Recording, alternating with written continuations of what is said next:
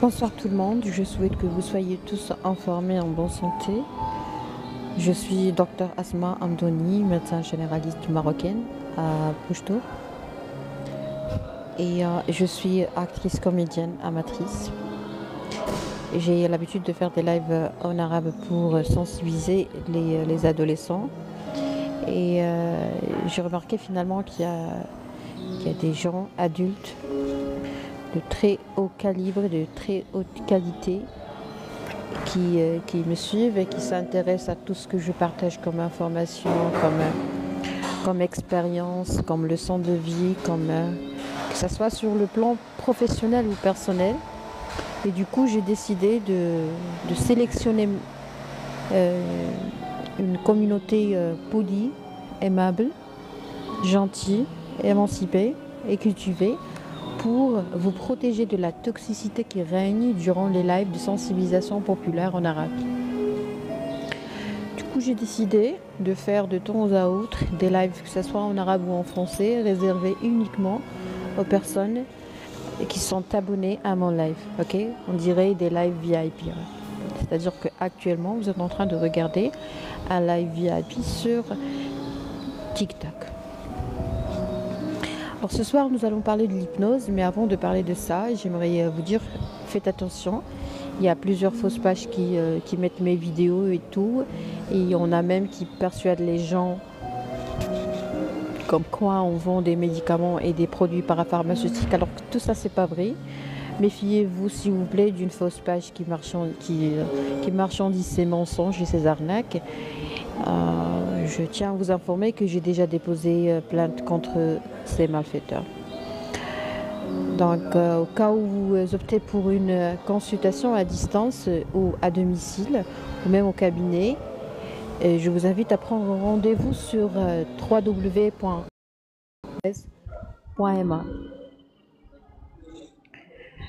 Alors, l'hypnose.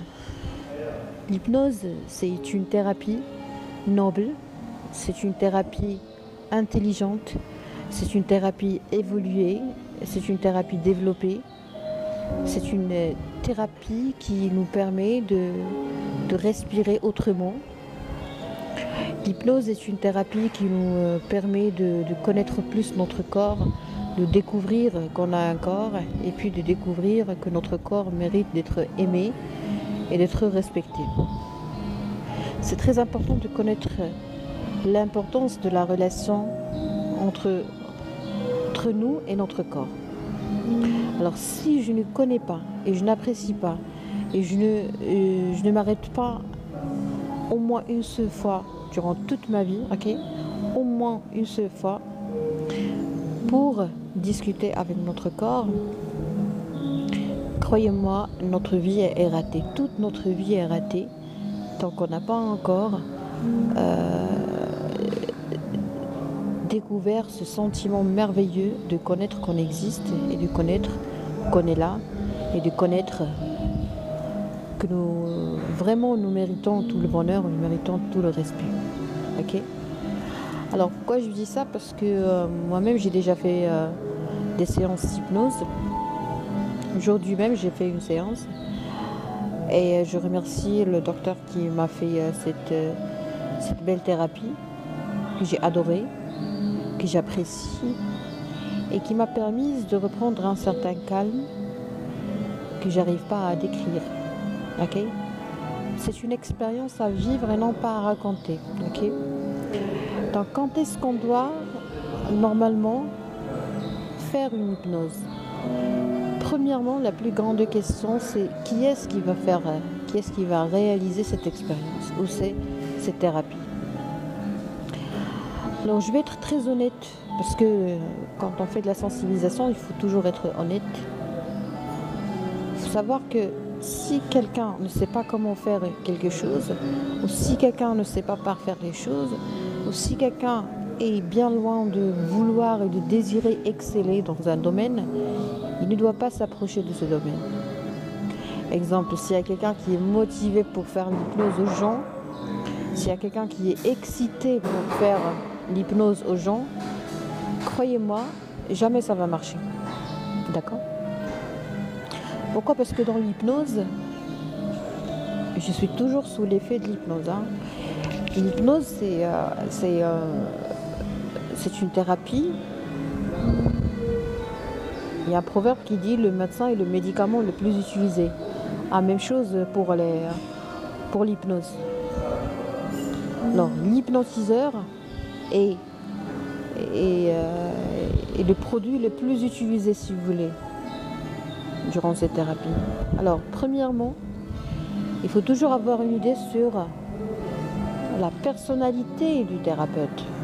Ça, c'est très important parce qu'un thérapeute, c'est quelqu'un qui va nous contaminer, c'est quelqu'un qui va nous traiter par son énergie, c'est quelqu'un qui va traiter nos failles, donc il va être vraiment net, propre, pur de toutes les failles psychologiques. Un thérapeute, c'est quelqu'un qui va traiter nos soucis antérieurs, donc il doit être vraiment très très très bien réconcilié lui-même avec son enfant intérieur. Un thérapeute, c'est quelqu'un qui doit respecter le secret professionnel. Il doit en même temps ne jamais juger, parce que juger, c'est donner terme à tout espoir de guérir.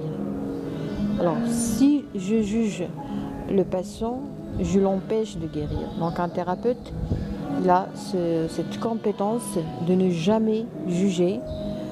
Il ne fait pas ça tout simplement parce que c'est obligatoire, non. Parce que le patient, il est capable de sentir l'authenticité des choses, ok ? C'est-à-dire,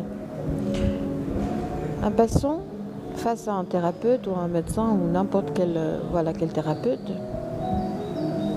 il est capable de toucher la confiance en soi et la force de personnalité chez le thérapeute qui va le traiter. Donc nous, on est traité par la personnalité du thérapeute. Je rappelle que ça, c'est très important. Alors, hypnotiser un patient, c'est prendre sa main et l'inviter à un voyage, et il faut toujours assurer le retour.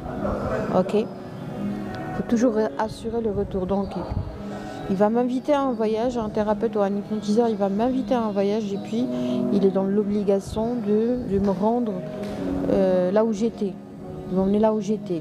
Vous voyez ? Donc, il y a un aller et un retour. Ok ? Dans l'hypnose, il n'y a pas d'aller seul, simple. Non, ça n'existe pas. C'est très nocif, c'est très grave, c'est très violent pour l'esprit, pour l'âme. C'est un voyage, c'est notre âme qui voyage. Dans la mémoire, dans les souvenirs, dans le passé, dans le futur, dans quelque chose de plus profond. Vous voyez ? Dans l'inconscient. Démarrer une hypnose et ne pas être capable de l'arrêter, c'est en fait laisser quelqu'un perdu dans l'inconscient. C'est laisser quelqu'un osciller entre deux mondes. Je rappelle que l'hypnose est un voyage. Tant que tu n'as pas le droit, par exemple, de m'emmener voir, par exemple, ou visiter une ville ou un pays, après tu prends mon passeport, tu prends ma carte de séjour ou ma carte nationale et tu me laisses perdu dans ce country. Il y a la police qui va me poser la question et qui va me demander qu'est-ce que je fais là, qu'est-ce que je fais. Ils sont où mes papiers, je risque même d'être arrêtée par la police, je risque même de passer un bon moment au commissariat, vous voyez. Et ça va plus être un voyage, ça va être une mésaventure, une catastrophe, un souvenir assez dur, vous voyez. Donc je pense que c'est bien de comprendre l'hypnose avant de la faire. Ça de un. De deux, c'est très important de comprendre que si on ne croit pas à quelque chose, ça ne pourra jamais marcher. C'est la loi d'attraction et d'autres lois. Tu attires l'échec. Quand on attire l'échec, on ne peut pas passer à côté. Attirer l'échec, c'est le garantir. Alors quand tu ne fais pas confiance à ce que la personne dit, automatiquement, quand tu ne fais pas confiance à ce que le thérapeute dit, automatiquement, tu ne vas pas te connecter. Donc l'hypnose, c'est une connexion. Et la connexion nécessite toujours un bon débit. Ok ? La connexion nécessite toujours un bon débit. Donc s'il n'y a pas de débit, s'il n'y a pas de connexion, s'il n'y a pas de réception et d'émission, peut-être qu'il y a une réception, peut-être qu'il y a une émission, peut-être que tu peux envoyer par exemple un message sur WhatsApp, mais tu ne reçois rien. Pourquoi tu ne reçois rien? Eh bien, tout simplement parce qu'il y a un problème. Donc, l'émission est une chose, la réception est une autre chose. Un thérapeute, il touche le parfait lorsqu'il arrive à assurer une bonne émission et une bonne réception. Ben sinon, il peut très bien être bien cultivé, être bien instruit, être bien formé si vous voulez, mais pour donner, pour émettre, mais pour recevoir, alors là c'est la personnalité de l'hypnotiseur, c'est la personnalité du thérapeute qui nous traite, enfin, finalement. Ah, moi c'est mon avis, Moi c'est on dirait, c'est mon témoignage. Je suis rapidement hypnotisée pour plusieurs raisons. Premièrement, la confiance entre moi et l'hypnotiseur. Deuxièmement, le travail que je fais sur moi-même. Et là, je vais aborder ce point une fois que j'aurai terminé le point de la confiance et la personnalité. Et puis, il y a la personnalité du thérapeute. Alors, je vais être très honnête avec vous, je vois des bêtises sur les réseaux sociaux, je vois des coachs qui sont un peu audacieux et qui jouent au feu lorsqu'ils tentent d'hypnotiser les gens d'une façon vraiment... alors on arrive, nous les médecins, on arrive à détecter et à voir clairement l'ignorance qui est nocive parce qu'ignorer quelque chose de très simple n'a pas le même poids, si vous voulez, et la même gravité qu'une ignorance de quelque chose qui est en rapport avec la santé. Parce que tu ignores la santé, tu veux traiter la santé, ça c'est hyper méchant. Alors, la personnalité du thérapeute, c'est en fait lorsque je parle avec un hypnotiseur, je lui raconte quelque chose et des fois on a honte de raconter quelque chose. On a vraiment honte. Moi j'ai déjà traité des patients qui ont été déjà suivis par des psychiatres et ils m'ont dévoilé des choses qu'on n'a jamais dévoilées aux psychiatres. Pourquoi? Parce qu'ils avaient ce problème de honte.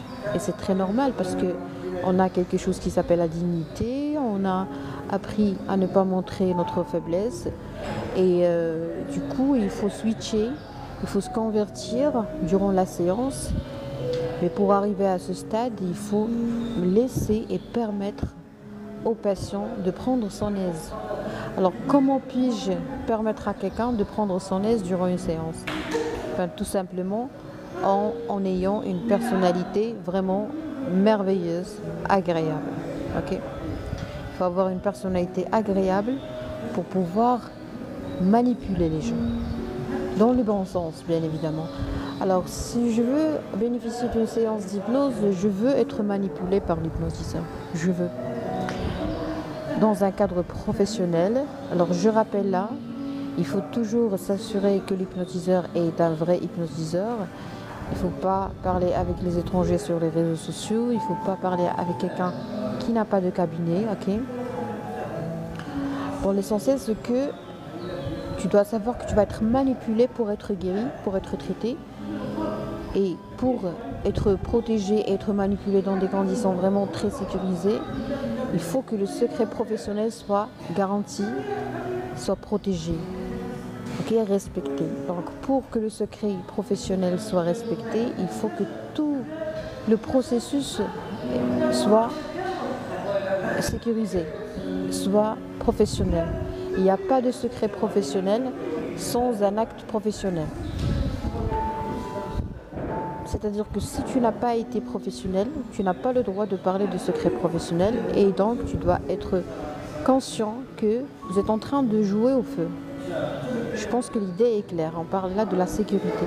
Parce que permettre à n'importe qui de vous hypnotiser, c'est vraiment s'exposer au risque d'être victime de chantage, d'être victime de menaces, d'être victime de harcèlement.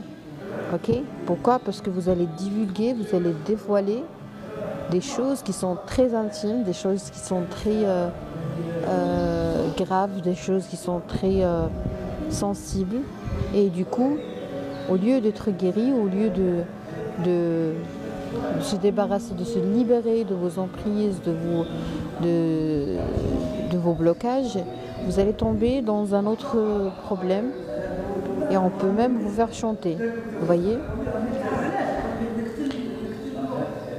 Donc,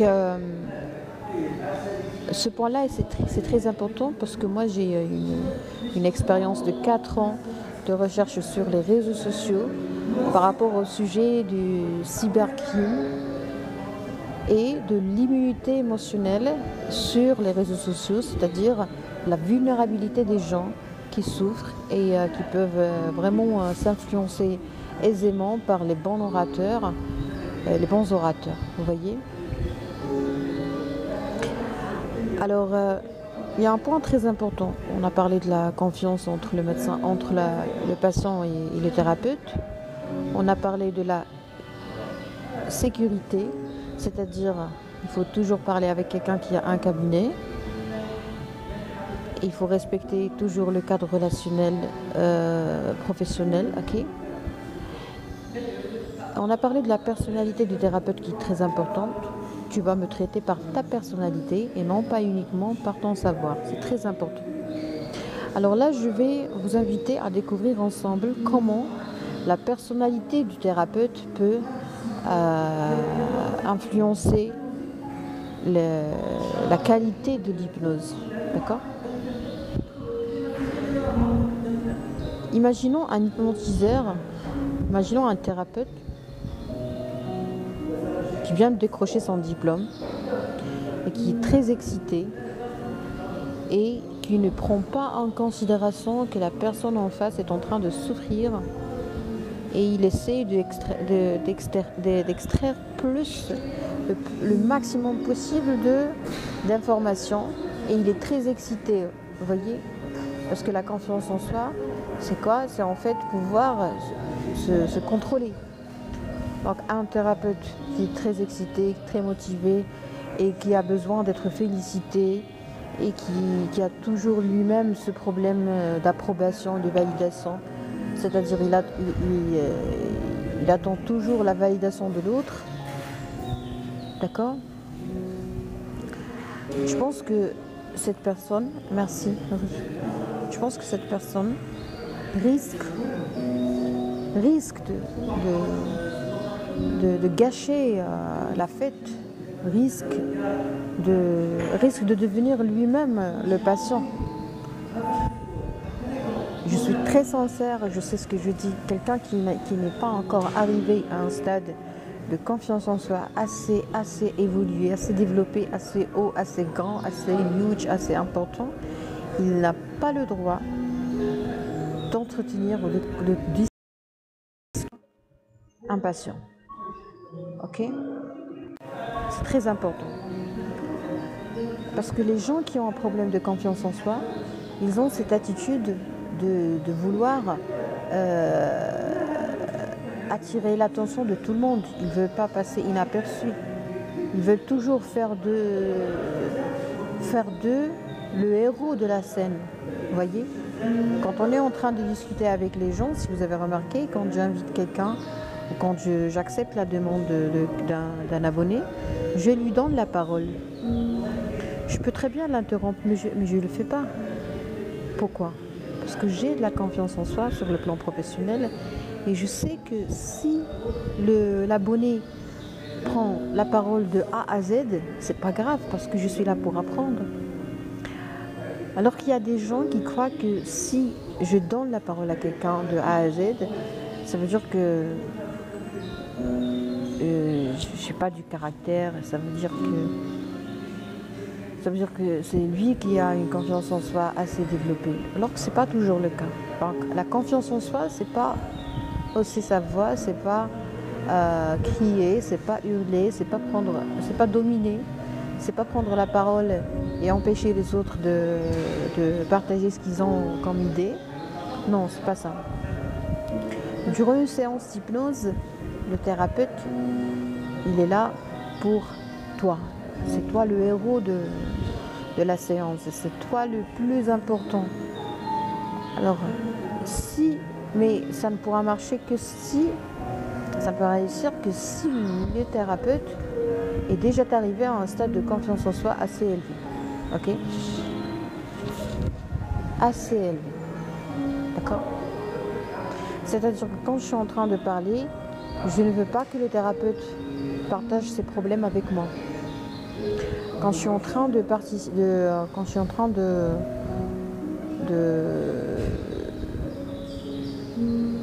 d'exprimer par exemple ma faiblesse, il ne doit pas me juger. Il ne doit pas montrer qu'il est plus fort que moi parce que se comparer à un patient, c'est très faible. Ok? C'est très faible. Alors qu'il ne faut pas dire au patient, tu es faible. Je ne suis pas venue faire l'hypnose pour que tu me dises que je suis faible. Je suis là pour guérir. Vous voyez? Voilà pourquoi il faut toujours savoir que dans le savoir, il y en a trois types. Le savoir, le savoir-faire et le savoir-être. Ok? Alors maintenant, on va passer à autre chose. C'est quoi l'hypnose en fait? Je vais vous décrire ça et je vais vous décrire exactement ce qu'on ressent lorsqu'on bénéficie de ces expériences, de ces voyages d'hypnose. En fait, on est détaché de ce monde, on n'est plus là, on est dans un autre monde. Et ce que j'ai remarqué, ce que j'ai vécu moi-même, c'est la mémoire des organes. Chaque organe a une mémoire. Chaque organe a un cerveau. Chaque organe a vraiment on dirait, voilà, ça est un ordinateur. Donc, quand on fait l'hypnose, il y a notre corps qui se rappelle de tout et on revit cette expérience. Une hypnose réussie, c'est pousser le patient à revivre ce qu'il a déjà vécu. D'accord? Sinon, ce n'est pas de l'hypnose. Bon, ça ne veut pas dire que c'est du n'importe quoi, non, mais ça veut dire que l'hypnose n'est pas réussie. Il faut croire à ce qu'on fait. Le thérapeute doit croire à ce qu'il fait. Il doit vraiment avoir un certain sens de dévouement et doit être bien concentré. Alors sans concentration, on ne peut rien faire. Et ce que j'ai aimé chez le thérapeute aujourd'hui, c'est qu'il m'a dit on reste dans le moment présent. Ce qui est un peu différent des autres thérapies, c'est-à-dire que des fois quand le patient est en train de parler, oui, il faut le guider, des fois on ne le guide pas pour qu'il discute, même en médecine générale. Mais quand on veut, j'ai trop aimé cette réplique de la part du thérapeute aujourd'hui, il m'a dit on va rester dans le moment présent. Pourquoi? Pour ne pas perdre la connexion. Alors ça, c'est très intelligent de sa part. Donc, mais s'il n'avait pas vraiment de la confiance en soi, il n'allait pas pouvoir me dire ça. Pourquoi? Parce qu'il aura peur que je lui dise non, pourquoi tu m'as arrêté, non, pourquoi tu m'as pas laissé m'exprimer. Mais lui, il est sûr de lui. Écoutez, pour qu'on arrive à sentir, pour qu'on puisse se sentir en sécurité, il faut qu'on soit avec quelqu'un qui a déjà ce sentiment de sécurité assez élevé. C'est très contaminant. Vous savez pourquoi pourquoi on aime être près de certaines personnes alors que près d'autres personnes non? Bon, pour plusieurs raisons, mais parmi ces raisons, c'est le sentiment de confiance en soi qu'on a près de quelqu'un. Exemple, quand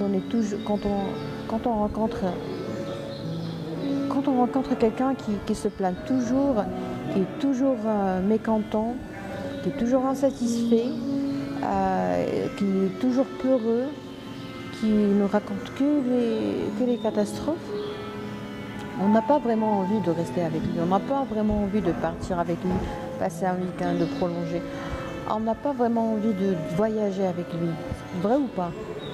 Mais des fois, on aime beaucoup rester près de quelqu'un ou même assister à des séances de quelqu'un ou regarder une émission de quelqu'un. Pourquoi? Eh bien, tout simplement parce que ce quelqu'un a une confiance en soi assez élevée et quand on est près de quelqu'un qui est confiant, croyez-moi, c'est très contaminant. C'est très contaminant.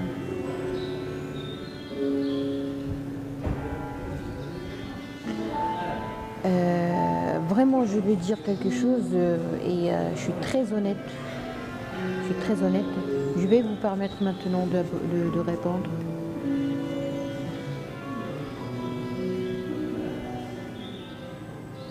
Tu ne peux pas désactiver le live réservé aux amis quand tu passes en live.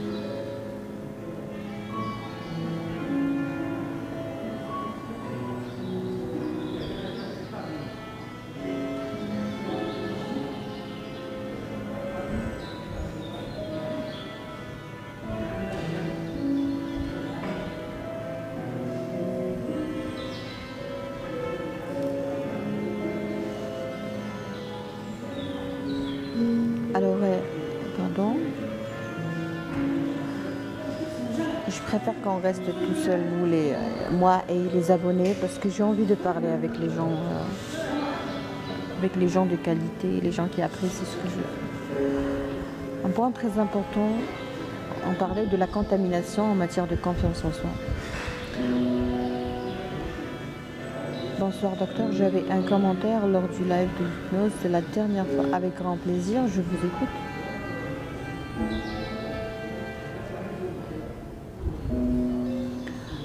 Alors, il n'y a pas d'hypnose sans confiance en soi du thérapeute. Il n'y a pas de thérapie sans une forte personnalité du thérapeute. On a dit que la force de personnalité n'est pas dans le niveau, si vous voulez, de la voix. Non. La force de personnalité n'est pas dans le caractère violent et autoritaire, non. La confiance en soi du thérapeute ne réside pas dans sa possibilité d'être cruel avec le patient. Il ne faut pas être cruel avec le patient du tout. Sinon, c'est raté. Alors, question. Pour se débarrasser de ce qui nous fait mal, on doit donner une couleur et une forme à nos feelings et l'écraser. Ah oui. Il m'a demandé ça.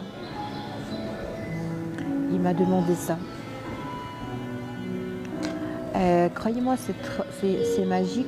C'est magique en fait. C'est son domaine, c'est sa spécialité. Alors, des fois, il me demande d'écraser, de se mettre dessus, de le mettre par terre. Et des fois, il me demande de changer de dimension. Et il me demande toujours la couleur. Ok. J'ai fait ça à ma peur et vraiment, je me sens comme si je l'ai rendu à cette... Ah, parfait. Ah, vous aussi, vous avez vécu cette expérience? Moi, je l'ai vécu à 3 reprises. Ah, c'était vraiment... C'est magique, hein, c'est magique. Il faut vivre, hein. Il ne faut pas raconter, il ne faut pas décrire, il faut vivre. Hein. C'est quelque chose à vivre.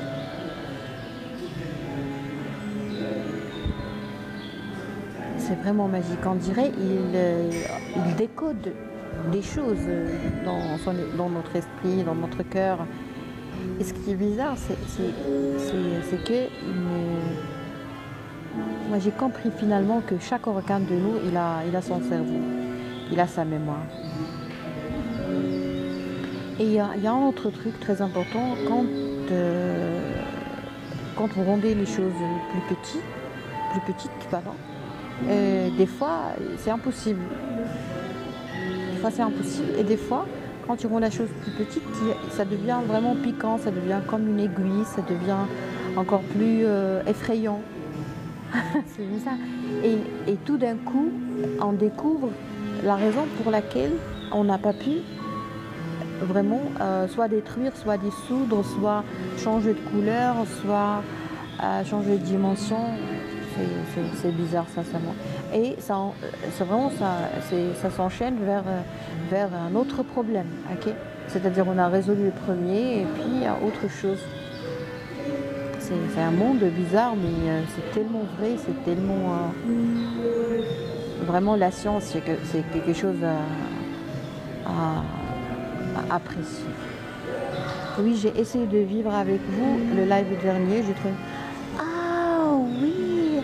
Donc, vous avez assisté au live où c'était moi la patiente, c'est ça? Vraiment, je me suis laissée libérer et sincèrement j'ai pas pensé, j'ai pas hésité à en profiter et c'est le même hypnotiseur, hein. Je sais pas, est-ce que j'ai le droit de dire son nom? Il n'est pas présent avec nous, il est à Casablanca, Marif. J'ai fait l'hypnose à distance et ça a marché, c'est un truc de ouf. Vous savez pourquoi? Parce que durant la séance d'hypnose, il y a une question clé à poser. Il y a une question. Et si on pose, il faut être vraiment très précis. Et c'est la précision, c'est la qualité de la précision, en fait.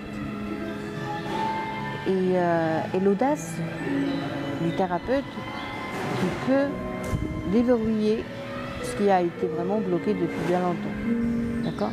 Donc si le thérapeute n'a pas vraiment une confiance en soi assez élevée, n'a pas une personnalité assez bien forgée si vous voulez, il va être excité, parce que c'est très excitant quand tu vois quelqu'un et quand tu déclenches quelque chose chez quelqu'un, quand quelqu'un devant toi te dit j'arrive pas à croire, docteur, je vois des choses, je revis des scènes, je suis en train de vivre la même expérience. Le thérapeute, s'il n'est pas confiant en lui, il peut tomber dans ce type de piège, c'est-à-dire être excité, motivé, fier de lui durant la consultation et se laisser aller par les décharges d'adrénaline. Et du coup, il ne pourra pas continuer à accompagner le patient qui est perdu dans un autre monde. Il faut qu'il nous ramène encore une fois. Il faut qu'il nous emmène chez nous, dans notre monde. Ok? Il ne faut pas qu'il nous laisse dans l'autre monde. Parce que dans l'autre monde, on peut redevenir enfant, on peut redevenir adolescent, on peut redevenir, par exemple, dépendant sur le plan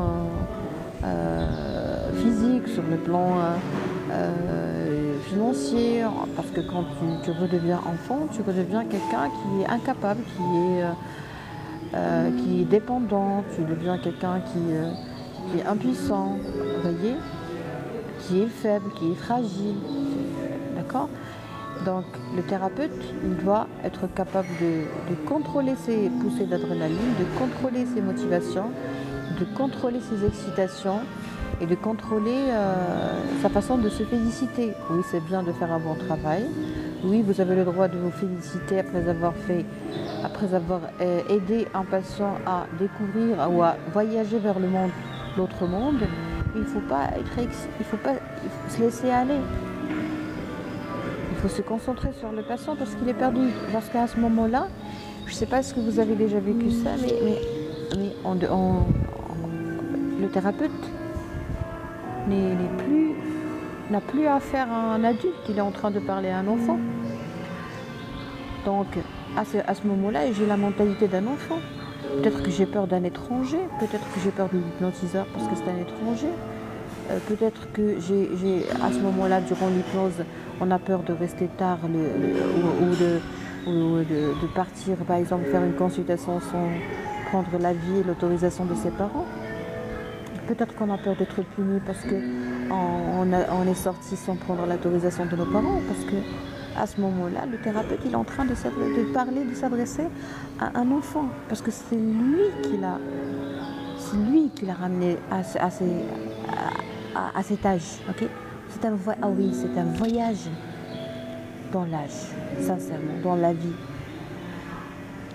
Donc le thérapeute, ce que j'ai adoré aujourd'hui chez lui, c'est que quand il s'adresse à un enfant, il s'adresse à un enfant. Quand on migre vers l'enfance, quand on voyage vers l'enfance, il s'adresse à un enfant. Et ça s'appelle l'intelligence, ça s'appelle la compétence. Alors moi j'admire les compétents et je n'aime pas les incompétents. Je suis très sincère, je fais de la sensibilisation, bon je peux pas partager n'importe quoi. Il faut dire des choses qui sont vraies, honnêtes, sérieuses et intéressantes, et surtout, il faut rester vraiment loyal. Un hypnotiseur incompétent n'a pas le droit de faire de l'hypnose. Alors pour réussir l'hypnose, il faut, pour contrôler l'autre, je pense, pour contrôler les autres ou l'autre, il faut se contrôler. Plus je me contrôle, plus je contrôle l'autre. D'accord ? Maintenant, comment est-ce que je peux contrôler le live ? C'est parce que je me suis contrôlée. Comment est-ce que je me suis contrôlée ? J'ai pu gérer mes émotions et j'ai dit non à quelque chose que j'aime, à quelque chose que j'apprécie. J'ai dit non au plaisir d'animer un live et permettre à tout le monde de me parler, ou de débattre. J'ai dit non à ce qu'on appelle un plaisir instantané. J'ai dit non à un désir. Donc je me suis contrôlée et du coup j'ai un live où vraiment il n'y a que les gens classieux. D'accord ? Alors un autre commentaire, il faut être à 100% honnête avec soi-même pour pouvoir guérir. Oui. Alors des fois on est dans l'incapacité d'être honnête avec nous-mêmes. Quand ? Ça c'est le travail du thérapeute. Voilà ce que j'étais en train d'expliquer autrement, c'est, vous avez parfaitement raison, il faut être honnête avec soi. Mais pour qu'on soit honnête avec nous-mêmes, il faut savoir que je ne peux pas être honnête face à quelqu'un qui me juge. Je ne peux pas être honnête face à quelqu'un qui ne se contrôle pas. Je ne peux pas être honnête face à quelqu'un qui ne fait pas un effort ou ne m'exprime pas sa volonté de me traiter. Alors ça, je sais que c'est très subjectif, mais le thérapeute est là pour traiter les soucis subjectifs des gens. Parce que quand on veut traiter quelqu'un, quand on veut faire une hypnose, il faut savoir que cette personne est venue vous dire qu'elle est en train de souffrir. Elle n'a pas dit « j'ai mal », elle a dit « je souffre ». Il y a une grande différence entre la douleur et la souffrance. Alors la douleur, ok. À la souffrance, on ne sait pas. Est-ce qu'elle est vraie ou pas? Est-ce qu'elle est justifiée ou pas? On est tous tombés dans ce piège durant notre enfance. La subjectivité, la perception des choses diffère d'une personne à l'autre. Alors la relativité, en fait, joue un rôle, trouve une grande place dans l'analyse des choses et dans le traitement des choses. Donc, ce n'est pas de la faute du patient si le patient n'est pas honnête avec lui face à un thérapeute ou face à un médecin. Pourquoi? Parce que c'est à nous. Parce que c'est à nous, les professionnels de santé, que ce soit physique, psychique ou mental ou même spirituel, c'est à nous d'être plus forts que notre patient. C'est à nous d'être plus forts que les conditions. C'est à nous d'être plus forts même de la provocation induite par les patients, des fois. Parce que être insulté par un patient, ça ne veut pas dire que je vais arrêter la consultation. Non, du tout. Être maltraité par un patient, ce n'est pas une raison suffisante pour ne pas le traiter. Ça, c'est un autre volet, ça, c'est un autre monde, c'est un autre horizon. Et si quelqu'un n'est pas capable ou n'est pas OK pour ça, il ne va pas choisir ce domaine de traiter. Parce que traiter, c'est très noble. Traiter, ça veut dire tu dis à la personne en face que tu es plus fort que lui et c'est comme si tu veux lui prêter de la force. On donne de la force, on donne de l'énergie, on donne quelque chose de nous à l'autre. Voilà pourquoi on dit que la médecine, par exemple, est un domaine noble. Bon, pour moi, tous les domaines sont nobles tant qu'on fait correctement les choses. D'accord? Personnel. Oui, c'est très personnel, c'est très subjectif, c'est une perception individuelle des choses. Exemple, je ne veux pas être honnête avec le thérapeute. Pourquoi? Parce que le thérapeute m'a fait un regard que je n'ai pas apprécié. En me parlant, il ne me regardait pas droit dans les yeux, il regardait mes chaussures d'une façon qui m'a gênée. Oui, je porte les plus belles paires, je porte le bouton, je porte ballerine Chanel, je porte ce que vous voulez de qualité. Mais il y a le thérapeute qui n'a pas levé ses yeux, comme on dit, de mes paires de chaussures en ballerine. C'est vrai que c'est classieux, c'est vrai que c'est chic, c'est vrai que c'est luxueux, c'est vrai que c'est top, c'est joli, je comprends, mais si le thérapeute continue à me regarder, à regarder mes pieds, et si j'ai un anus valgus, si j'avais un problème antérieurement au niveau de mon appareil locomoteur ou de mes jambes, ben, je vais être gênée. Et même si j'ai aucun antécédent, quand le thérapeute continue à me regarder d'une façon bizarre, ou me mater, ou exprimer son plaisir, ou son désir, ou je sais pas moi, son excitation sexuelle, alors ça va me gêner, je ne peux pas être honnête avec moi. Je ne peux pas être honnête avec moi vis-à-vis de cette personne, ou durant la consultation. Donc c'est vraiment...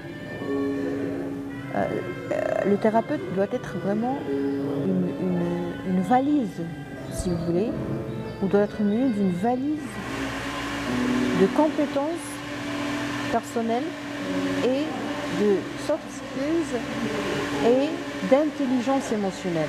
Okay? On n'a pas, c'est pas suffisant, il suffit pas de faire l'hypnose, il suffit pas d'apprendre à hypnotiser, il suffit pas d'apprendre à interroger. Il ne suffit pas d'apprendre par cœur pour réciter, non. Parce que tu peux être le meilleur hypnotiseur du monde, mais une fois devant toi, par exemple, tu me fais une remarque qui me tue. Exemple, tu es un pratiquant et je ne suis pas une pratiquante. Tu n'as pas le droit de parler de ton Dieu, de ta religion, de tes croyances. D'accord? Ça te concerne. Alors nous, les médecins, on n'a pas le droit d'inviter les gens à se convertir, on n'a pas le droit de ridiculiser ou de comparer les croyances et les religions, on n'a pas le droit de donner des conseils religieux aux gens, okay? Je parle de cabinet, d'accord? Je ne parle pas de la programme de sensibilisation. L'essentiel, c'est que quand un patient me sollicite, quand un patient recourt à moi sur le plan, par exemple en cas d'hypnose, ou même en cas de problème de santé, parce qu'en médecine générale, on reçoit tout le monde, on reçoit les gens qui ont un problème spirituel, parce que le patient, il ne sait pas qu'est-ce qu'il a. Donc, le médecin généraliste est dans l'obligation,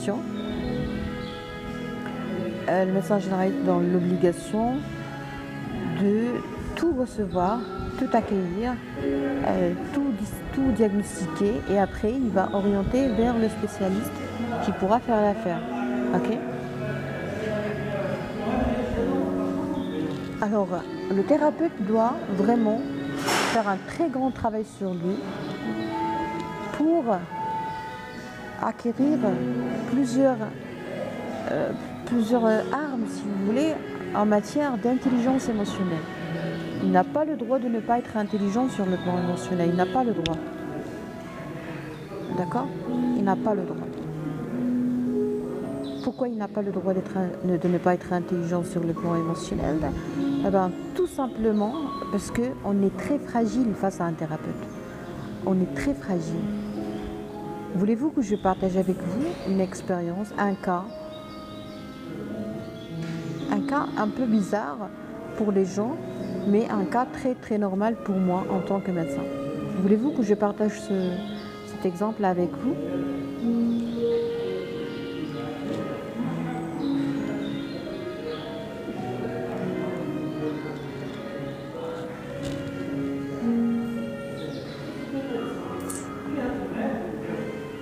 Oui, vas-y docteur, ok. Alors un jour, j'ai eu une consultation, une dame qui voulait faire une consultation. Et je l'ai invitée, j'étais très bienveillante et tout. Et j'ai fermé la porte avec la clé. Pourquoi je l'ai fermée comme ça, avec la clé et tout? Eh bien, parce qu'un jour, j'ai été surprise par une dame qui voulait rentrer, qui rentrait, alors que j'ai examiné une autre patiente, même si l'assistante était là. Pourquoi? Parce que cette femme n'a pas appris à un bas âge par ses parents que c'est impoli de faire ça. Okay? C'est un problème d'apprentissage pour ne pas dire impolitesse. Donc du coup, j'ai décidé de fermer la porte à clé pour que je me débarrasse de tout souci durant la consultation, que je sois vraiment concentrée à 200%. Alors moi, je l'ai fait avec vraiment de la bonne foi. Pourquoi? Par respect à la dame, pour la protéger, pour qu'elle soit... j'ai eu dans ma tête l'idée que cette femme va se sentir à l'aise une fois que j'aurai fermé la porte. Parce que toutes les femmes réagissaient ainsi. Surtout quand je veux examiner par exemple des hémorroïdes, faire un toucher vaginal, un érythème vulvaire ou un prurite vulvaire inexpliqué. D'accord? Donc c'est très gênant. On ne peut pas examiner quelqu'un nu en position un peu très embarrassante pour lui, tout en gardant la porte ouverte. Okay? Alors la dame m'a dit, docteur, s'il vous plaît, pouvez-vous ouvrir la porte? Je lui dis ok, pas de souci. Alors j'ai tourné la clé et la dame a repris son souffle. Après, je l'ai examinée et j'ai trouvé que la dame a un problème chronique. En médecine générale, quand je reçois quelqu'un qui a un problème chronique, donc automatiquement il a des conflits. C'est pas ma spécialité, mais c'est ma spécialité de découvrir, de diagnostiquer et d'orienter pour un diagnostic plus complet. Donc je lui ai posé la question, madame, est-ce que vous avez déjà eu peur? Vous avez déjà été terrifiée? Parce que nous, les femmes, on n'a pas à être psychiatre ou psychologue pour se comprendre. C'est comme vous, les hommes. Il y a des choses que vous comprenez très bien, vous comprenez bien entre vous, parce que c'est très évident dans un sexe, par exemple, que ce soit féminin ou masculin. Alors, je lui ai posé la question, madame, est-ce que avez-vous déjà vécu une expérience assez terrifiante? Elle m'a dit non. Pardon, je lui ai posé la question, est-ce que vous avez vécu une enfance pénible? Est-ce que vous avez des antécédents relationnels assez durs, assez désagréables? Elle m'a dit non. Mon enfance était normale, tout était normal. Bon, ça c'est pas vrai parce que on n'est pas des anges déjà. Et j'ai posé la question autrement, je lui ai dit, madame, avez-vous déjà été victime d'une agression? Bon, je voulais juste savoir, est-ce qu'elle a déjà vécu une peur atroce, importante, intense? Elle m'a dit oui, docteur, je me rappelle très bien un jour, il y avait toute ma belle famille qui sont sortis, ils ont fermé la porte à clé et je suis restée à l'intérieur et j'allais vraiment mourir de peur et je ne pouvais rien faire, je criais, je tapais, il n'y avait personne pour m'aider et on était dans la campagne. Ils sont partis et une fois revenus, Ils ont dit, ah, pardon, j'ai pas fait attention, en fait, j'ai fermé la clé, je savais pas que tu étais à l'intérieur, machin. Alors tout ça, c'était des scénarios. Il y a des gens qui font ça pour rendre les autres fous. Voilà pourquoi moi je pense que le thérapeute, l'hypnotiseur ou le psychothérapeute ou le psychiatre ou le médecin généraliste doit être sollicité même en l'absence de problèmes de santé évidents. Pourquoi? Parce qu'il faut le prendre pour un confident. Okay? Et si on n'a pas de confident, des fois il y a des gens qui passent par des manipulations et ils ont du mal à prouver qu'ils ont raison. Exemple, moi j'ai déjà traité plusieurs personnes qui ont été victimes de pédophilie et quand ils parlent, il y a toute la famille qui lui dit non, tu es en train d'imaginer. Il y a même le patient au stade adulte qui se pose toujours la question, docteur, pourquoi durant une certaine période je croyais que c'était pas vrai. Vous voyez? Parce que quand tout le monde autour de toi te dit quelque chose, automatiquement tu vas t'influencer par ces propos. Exemple, j'ai vu une expérience sociale dans un lift, dans un ascenseur, où le monsieur prenait l'ascenseur tranquillement et à un certain moment, l'ascenseur s'arrête pour que les gens y montent et tous ces gens-là, ils faisaient un truc, tout le monde. Par exemple, trois personnes qui rentrent dans la cellule, qu'est-ce qu'ils font? Eh bien, ils enlèvent leurs chaussures. Donc la personne qui était tranquille, qui prenait l'ascenseur tranquillement, qu'est-ce qu'elle fait? Quand elle voit tout le monde enlever ses chaussures, elle aussi, elle agit de la sorte, de la même façon. Alors ça, c'est hyper inquiétant parce que ça prouve que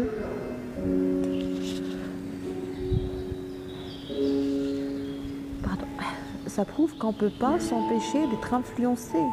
On est la moyenne des gens qu'on côtoie. Une autre expérience, toujours dans le même ascenseur et par les mêmes personnages. Alors, on voit quelqu'un, ok. Il y a quelqu'un à l'intérieur et l'ascenseur s'arrête. La caméra enregistre tout ce qui se passe à l'intérieur.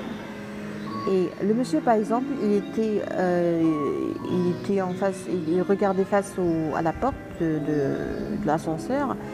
Et quand les gens montent, qu'est-ce qu'ils font? Eh bien, il y a tout le monde qui laisse la porte de l'ascenseur derrière son dos. D'accord? Et ils se mettent dans une position debout, vraiment avec une posture bien droite et tout. Et le monsieur ou la dame est gêné et il croit qu'il faut absolument qu'on regarde directement, c'est-à-dire de l'autre côté. Donc il change de direction, tout simplement, parce que tout le monde a fait ça. Donc cela prouve quoi? Cela prouve que c'est très important d'avoir un confident neutre qui ne fait pas partie de votre famille, qui va garder votre secret, qui ne soit pas un ami, qui ne soit pas une connaissance et surtout, qui ne soit pas quelqu'un que vous avez connu via les réseaux sociaux, parce que sur les réseaux sociaux, il n'y a que le danger. Hein. Tu veux ouvrir ton cœur, tu l'ouvres dans un cabinet, comme ça tu es protégé. Si tu tombes sur un compte qui met docteur, croyez-moi, moi-même, il y a des gens qui mettent mon nom et arnaquent les gens. Ils mettent même mes vidéos et mes lives en direct en plus. Donc il y a un informaticien parmi cette bande de criminels qui met en place, qui met en marche mon live. Et toi, par exemple, le pauvre citoyen, le pauvre spectateur, il a l'impression que c'est moi. Donc, qu'est-ce qu'on fait pour être bien immunisé sur le plan électronique? Il faut absolument apprendre à se respecter. Donc, je me respecte, donc je ne permettrai à personne de déverrouiller mon cœur et de dévoiler ou de découvrir ce qu'il y a à l'intérieur. D'accord? Donc, je souhaite de tout mon cœur avoir été assez clair pour vous. Je souhaite de tout mon cœur que ces informations puissent vous encourager à solliciter un hypnotiseur assez compétent, ok, tout simplement. Il faut qu'on soit honnête, il faut qu'on soit bien cultivé, il faut avoir du recul, il faut avoir une grande expérience dans la vie, il faut être sage. Une personne qui n'est pas sage ne peut pas me traiter. Je ne permettrai jamais à quelqu'un qui n'est pas sage, qui n'est pas confiant en lui, qui n'a pas une personnalité magnifique, de me traiter. D'accord? Parce que traiter, c'est quelque chose de très noble. Traiter, c'est-à-dire que tu es meilleur que moi, c'est-à-dire que tu te contrôles plus que moi, c'est-à-dire que tu es plus confiant en soi que moi, parce que moi j'ai besoin de toi, ok? J'ai besoin de quelqu'un. Pourquoi? Parce qu'il est meilleur que moi.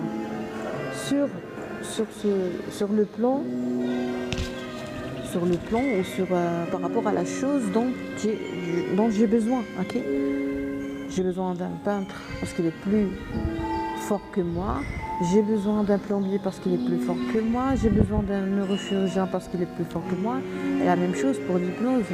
J'ai besoin d'un hypnotiseur parce qu'il est plus fort que moi et il est capable de voyager dans le temps, dans l'âge, d'une génération à l'autre, d'une tranche d'âge à l'autre. Et il faut qu'on revienne, il faut qu'il m'aide à revenir, à reprendre mon âge. Ok? Très bien, donc je vous souhaite une excellente soirée. C'était Asma Amdouni, docteur en médecine générale à Bouche d'Or, au sud du Maroc.